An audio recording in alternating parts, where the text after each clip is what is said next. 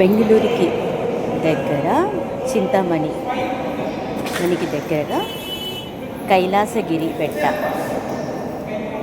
ఇది ఒక కొండ. ఇందులో ప్రవేశించేటప్పుడు ముందుగా గిరిజా కళ్యాణ మండపం వస్తుంది. ఇందులో 4 గుహలు ఉంటాయి. ఓంకారం కానీ మనం ధ్వనిస్తే అది అలాగే రిటర్న్ వస్తుందన్నమాట. చతుర్ముఖ శివుడు కొలువై ఉన్నాడు ఇక్కడ.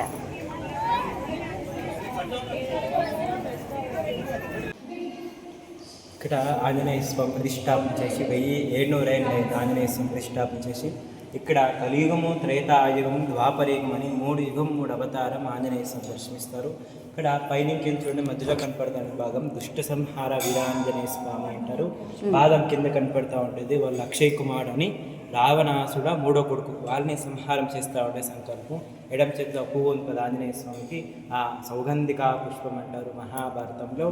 ఆ సౌగంధికా పుష్పం భీమునికి ఇచ్చే సంకల్పం.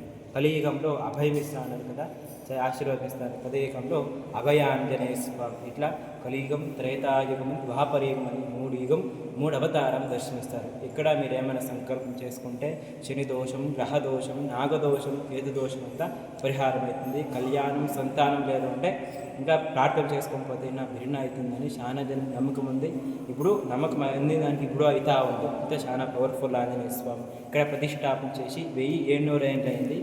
రామాయణం కాలంలో అంబాజీరావుని ప్రతిష్టాపన చేసిండే సంకల్పం. ఇంకా పైన దుర్గమ్మ దేవస్థానము, శివుని దేవస్థానం ఉంది. పోయి అమ్మవారి దర్శనం చేసుకొని రండి.